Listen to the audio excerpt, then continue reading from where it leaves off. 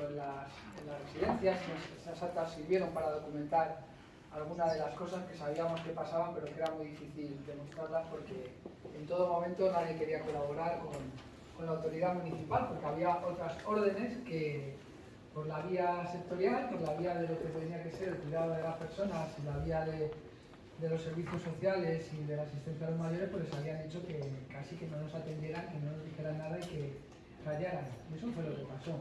Pero poco a poco la verdad se ha abierto paso y hay documentos y hay, gracias a la asociación a la que pertenecéis, un relato que tiene mucho de verdad, que tiene la verdad con mayúsculas y que ojalá ese relato, ahora que lo habéis presentado a la justicia, pues pueda proseguir por la vía de la justicia que todos queremos y esperamos. Y yo también quiero agradecer mucho el trabajo de Lorena, porque hemos trabajado codo con codo en el tema tremendo de los 7.291 víctimas, pero también en la dignidad de los mayores cuando están en las residencias y en el dramatismo y la tragedia que fue la pandemia, pero con la convicción de que no puede ser que la residencia pública más grande de Alcalá de Henares pues tenga unos menús tirados de precio en una contrata que no da ni trata bien a nuestros mayores, y en eso hemos estado codo con Lorena.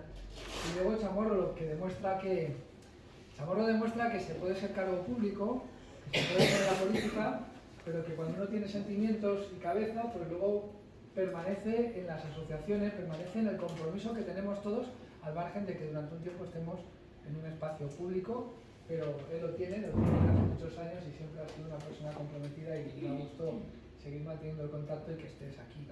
Así que de verdad, yo me callo porque ellos son las que tienen que hablar y lo que sí, tenderos la mano que esta agrupación y yo personalmente también en calidad de diputado en el Congreso, todo lo que consideréis que podemos ayudaros, que no es que os estemos ayudando a vosotras, es que os estamos ayudando a todos los que fallecieron, a todos los familiares y a todo lo que sabemos, aunque a veces es difícil de demostrar que ocurrió en Alcalá de Henares, en la Comunidad de Madrid, y que no tenía que haber ocurrido nunca.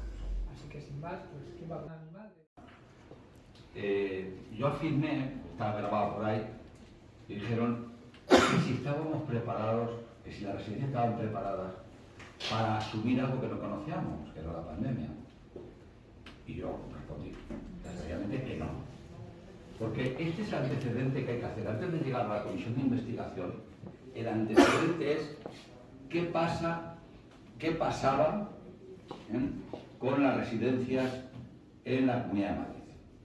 La Comunidad de Madrid tiene 23 residencias públicas de gestión directa, 18 residencias públicas de gestión indirecta y el resto, hasta 475, son privadas. La Comunidad de Madrid tenía concertadas en aquel momento, ahora más entre ayudas vinculadas al servicio, que se llama, que es la ayuda que te dan para poder llegar al pago de la residencia, y plazas concertadas y las públicas tenían en torno a 40.000 plazas.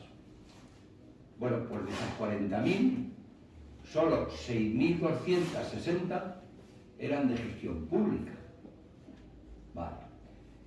Lo que sucedía es que quien dominaba y quien manejaba toda la situación de la dependencia y de las personas mayores en las residencias y las residencias era el sector privado, el Florentino Pérez y compañía, para que nos hagamos una idea. Y además, con unos conciertos y con unos pliegos, conciertos por una parte y pliegos por otra, que ya eran precarios de inicio. Esto lo discutimos mucho con Marea de Residencias, por aquí Carmen, ¿no?, que fue la primera, y con María Jesús, que fueron las primeras que se lanzaron mucho antes de la pandemia, porque Marea de Residencias, os lo contarán, no nace como consecuencia de él, sino ya estaban, ¿no?, en lo que era la gestión pública de las residencias de la Comunidad de Madrid. Se estaba dando el caso que sacaban pliegos, recuerdo siempre la residencia de los frailes de Leganés, sacaban pliegos muy por debajo del coste real de lo que costaba gestionar, de la memoria económica, lo que costaba gestionar la plaza. Es más, en el 16 sacaron un pliego de los frailes con 2 millones de euros menos que en el 2006 en la misma residencia. ¿Qué sucedía? Que la precariedad laboral y de medios para gestionar las residencias era imposible. Falta de material, falta de pañales, falta de personal. Bueno, esto nunca lo han cumplido. Precariedad laboral en las concertadas y sobre todo en las de gestión indirecta. Cuando levantaba la voz, como ocurrió en Moscatelares, pues a la que levantaba un poquito la voz, como pasó con una compañera, la echan a la calle, ¿no? En definitiva, en ningún momento la residencia, fue la pandemia, podría haber sido otra cosa, en ningún momento las residencias estaban preparadas para una emergencia vírica, o una emergencia de cualquier cosa que pudiera pasar en la residencia. Que volviéndola, recordarás, estaba bien.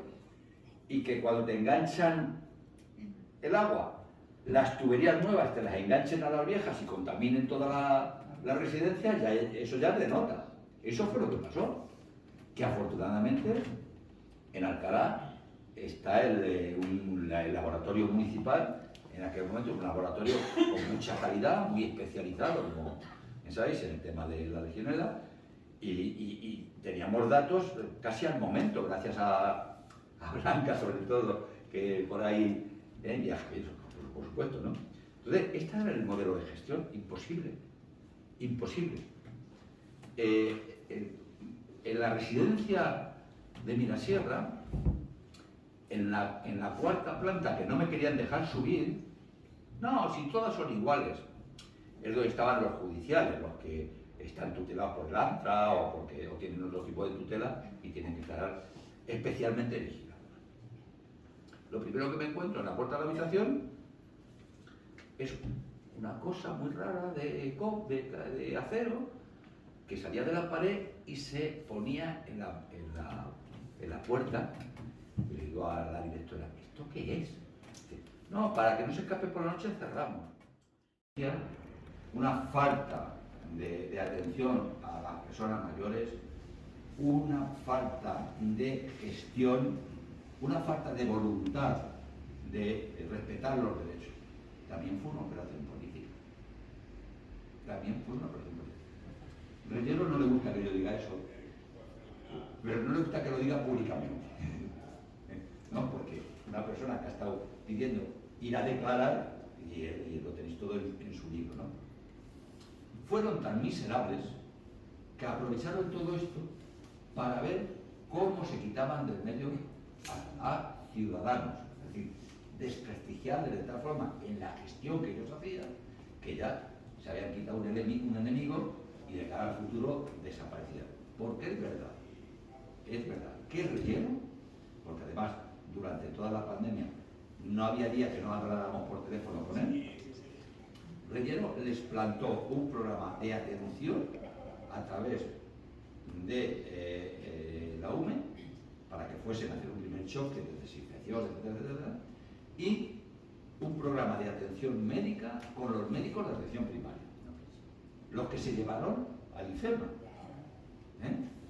Y la respuesta que tuvo es que le quitaron las competencias. El público lo queríamos para colaborar, mi caso. Así que este es el panorama que había, y luego Lorena os contará a partir de ahora o a partir de entonces cómo seguimos. Y yo ya me callo. Muchas gracias.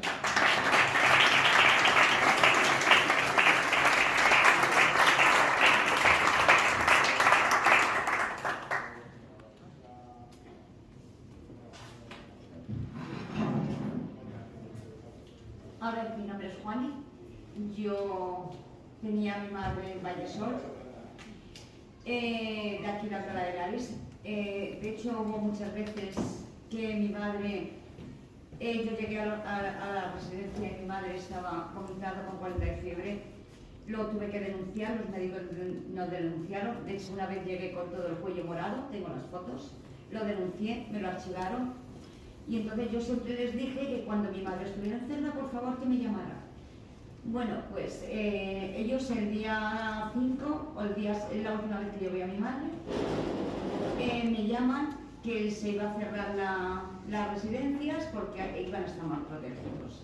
Bueno, yo ahí en ese momento me sentí como, a ver, un poco, digo, menos mal que a mi madre no la van a salvar y no va a haber ningún problema. Pues nada, tú intentabas hablar por teléfono, nadie te cogía el teléfono, nunca. Y entonces el día 9, mi hermana la mayor me dice, he conseguido hablar con mamá. Y me dice, está bien. Y digo, ¿cómo está? Y dice, no, es que Juani no puede hablar contigo y tal. Dice que es tonta. Y dice, no, mi Juani no es tonta. Y todo esto un día tras otro, llamabas, nunca te cogían el teléfono, llamabas, toda la familia llamaba, era imposible que ellos cogieran el teléfono. Y un día, el día 19, yo llamo por teléfono, de una vez que me cogen y me dice Elena, hola Juan, y digo, Elena, ¿cómo está mi madre? Me dice, jiji, jaja. Dice, ¿tu madre ha tenido febrícula? Digo, ¿qué me estás contando? Dice, sí, ha tenido febrícula. Digo, ¿y por qué no me ha llamado el médico? Digo, si sabe que tiene orden que mi madre, aunque esté enferma, que me llame. Y me dice, no, es que no puede, hasta cuando lo venga por la tarde a trabajar no te puede llamar. Y entonces le he dicho, digo, bueno, pues dile que me llame urgentemente esta tarde y que quiero hablar con él. Me llama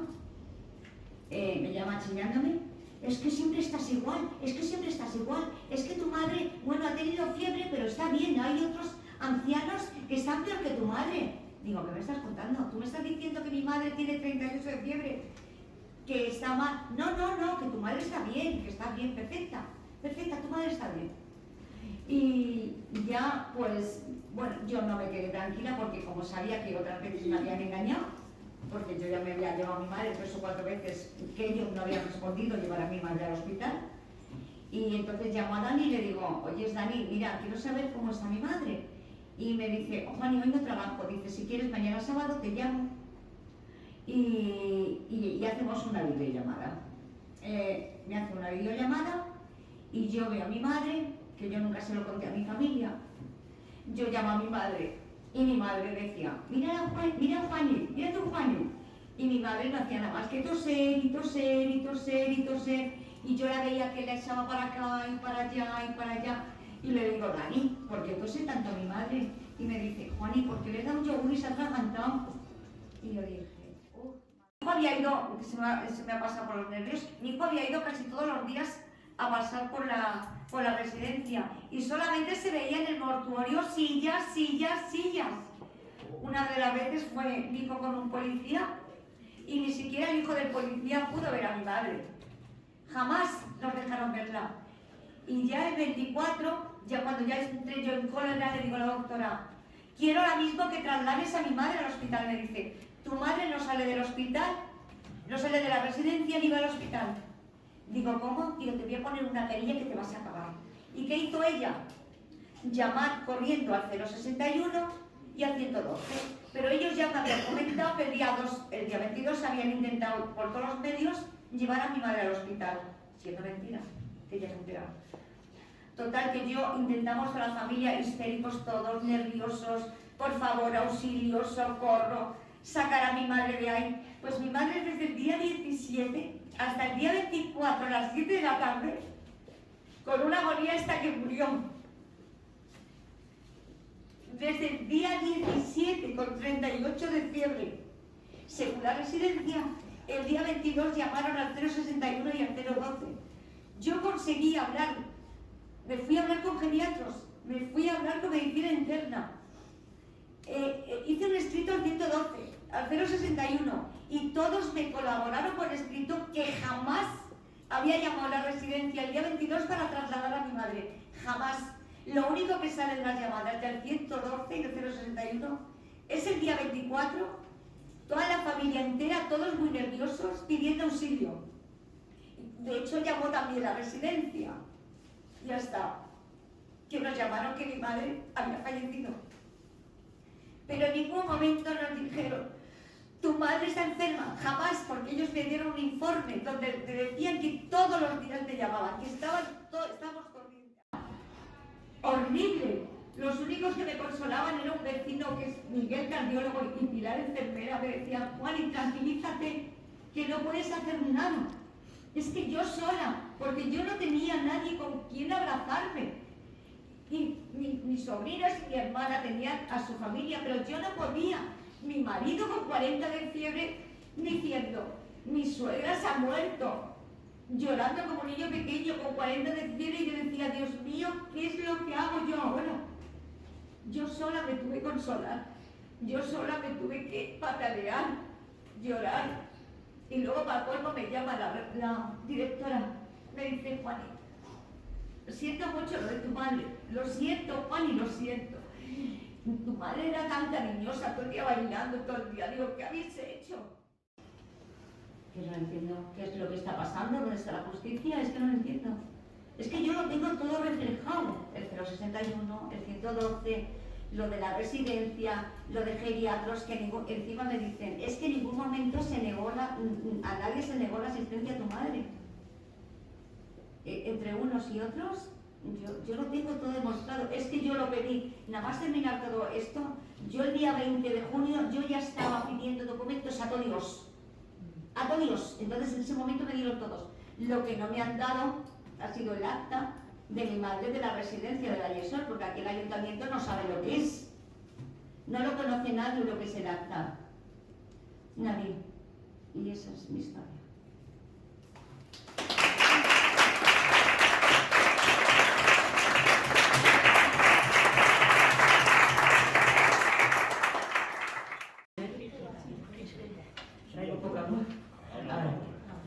Buenas tardes, en primer lugar, darles las gracias por su asistencia y al PSOE por proporcionarnos este espacio para que pueda tener lugar el acto que está teniendo hoy. Mi nombre es Carmen Ruiz, soy miembro de Marea de Residencias, pero no soy familiar de residente. Mi vinculación con Marea surgió precisamente a raíz de dos actos como este, en el que vi el dolor de los familiares, tal como lo estamos viendo hoy en Juan, y viendo la injusticia que está teniendo lugar desde aquel momento hasta ahora, tuve claro mi compromiso que debía de adquirir con Marea de Residencias. Yo quería apoyar en la lucha a estos familiares que están llevando a cabo una denuncia continua de la situación que vivieron y viven en las residencias de la Comunidad de Madrid. Marea se constituyó con anterioridad, como ha dicho José Ángel, a la llegada de la pandemia, concretamente en septiembre de 2019, como una plataforma de carácter estatal que aunaba, reunía a familiares, residentes, trabajadores y trabajadoras, así como ciudadanía que por interés particular, como es mi caso, se unieron para conseguir luchar contra el deterioro que venían sufriendo las residencias, denunciar lo que estaba pasando dentro de las paredes de esas instituciones y denunciar el maltrato institucional al que estaban sometidos y continúan sometidos tanto los residentes como los trabajadores y trabajadoras. Cuando llegó el virus, en marzo de 2020, con las deficiencias que ya se arrastraban, tal como ha comentado José Ángel, causó estragos entre estos residentes y las trabajadoras que los cuidaron. No voy a contar el sufrimiento porque lo habéis visto en el relato de Juani, más directo no ha podido ser. Ese sufrimiento fue general entre todos los residentes que padecieron la política, porque efectivamente fueron decisiones políticas que tuvieron con ellos en las residencias. En Madrid, durante esos 2 primeros meses de la pandemia, es decir, entre marzo y abril de 2020, murieron 9.470 personas mayores de residencias. Por supuesto, Madrid fue la comunidad autónoma que tuvo mayor número de muertes, mayor mortalidad, el doble justo que el resto de las comunidades autónomas. De esos 9.470 personas, 7.291 fallecieron sin posibilidad de que se les trasladase a los hospitales, segura como fue el caso.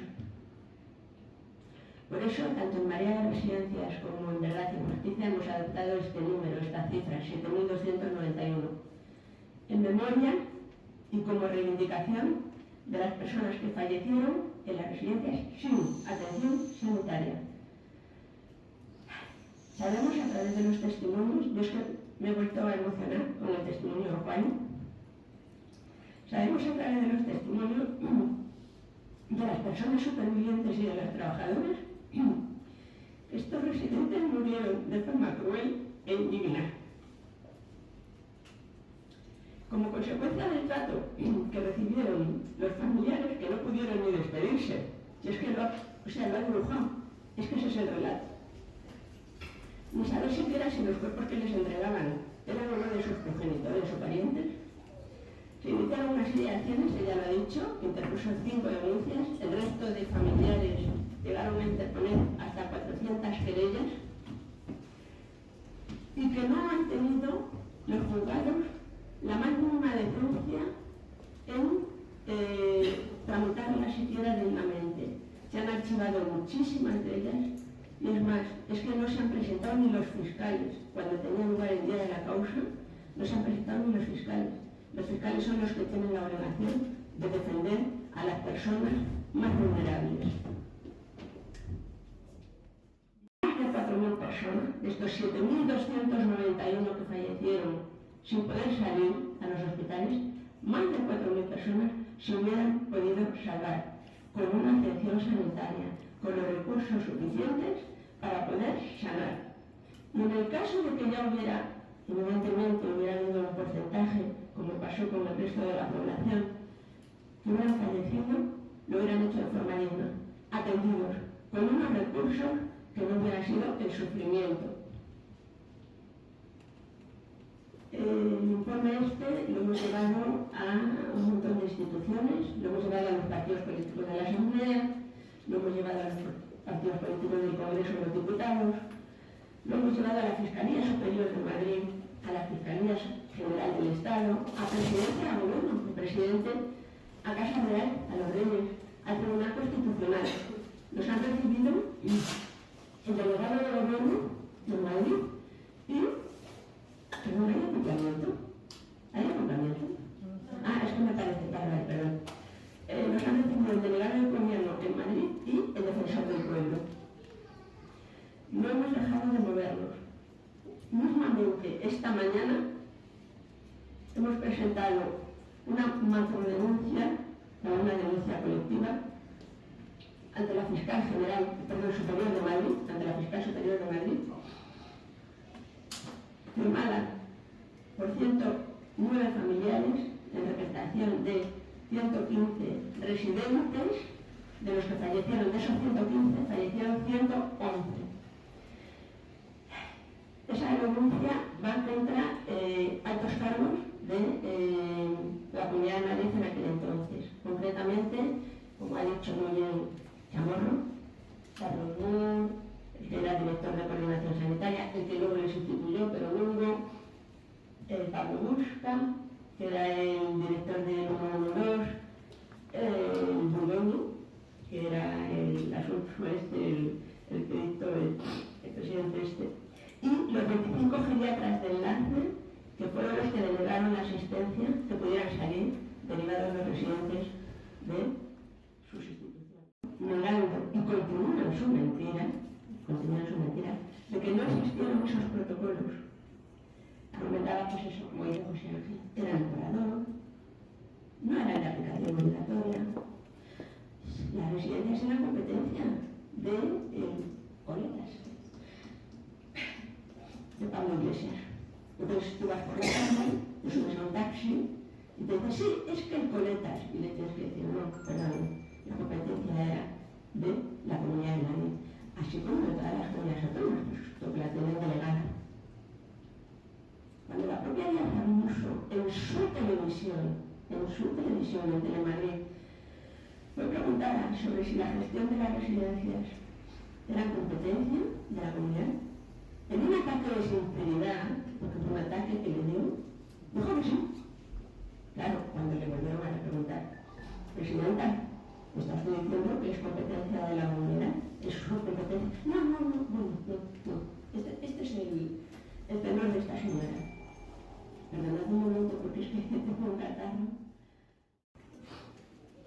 porque las residencias son como sus casas, y era peor sacar de mi casa. Hombre, de mi casa, si yo hubiera estado enferma, claro que hubiera salido, me hubieran llevado al hospital, me hubieran llamado a los 112, me hubieran llevado al hospital.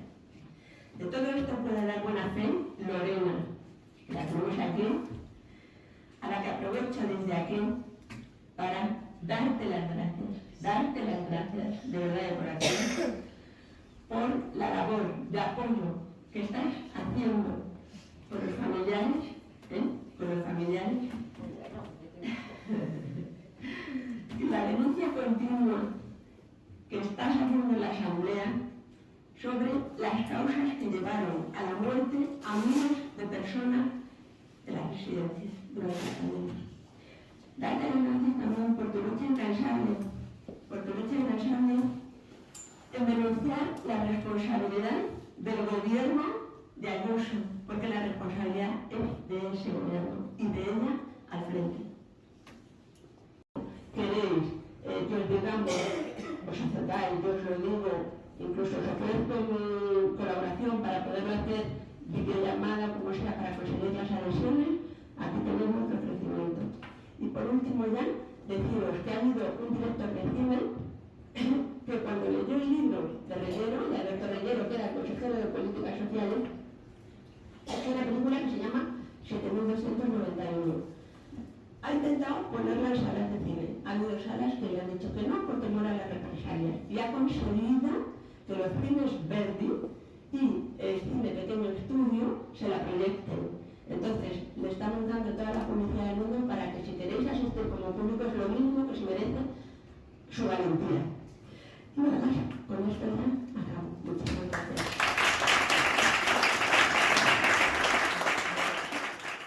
No solo por este acto, sino por el apoyo constante en la batalla, no solo por lo que pasó, sino por lo que seguía pasando. Creo que aquella visita a Francisco de Vitoria la recordaremos siempre. Fue indescriptible en el peor sentido de la palabra. Y quiero dar un gracias muy especial a María de Verdad y Justicia, a las Cármenes, perdóname que personalice un poco, pero a las Cármenes, a María Jesús y a Chamorro, que yo siempre le digo a Chamorro que si no fuera por él vivía como un pollo sin cabeza. Tengo que decir que me sé sus horarios vitales para saber cuándo va al gimnasio y cuándo le puedo llamar antes de que se vaya él fuera al gimnasio, porque ha habido muchas veces que me he roto. Esto es tan duro que yo muchas veces me he roto, y han sido ellas, a pesar de que lo que ellas vivieron fue muchísimo más duro que lo que yo simplemente las estoy acompañando, estoy investigando, estoy luchándolo políticamente, que lo verdaderamente duro fue para ellas, que perdieron a sus seres queridos, y algunos todavía los tienen en las residencias viviendo ese sufrimiento que allí se padece, y son ellas muchas veces las que me dan ánimos a mí para que siga para adelante. Así que pido un aplauso para ellas, porque de verdad que es una batalla.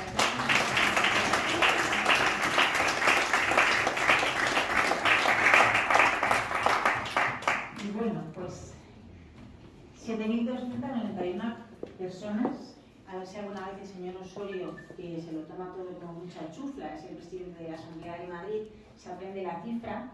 El otro día se la grité porque volvió a decir que eran 4.000 y la señora consejera me llamó verdulera. Bueno, el calificativo que yo le pondría a la consejera sería otro, mucho más que ese clasista verdulera que me llamó. Pero en Madrid murieron el doble de personas en residencia, de personas mayores, que en la siguiente comunidad con más fallecidos, que fue Cataluña. Y esto no pasó porque sí.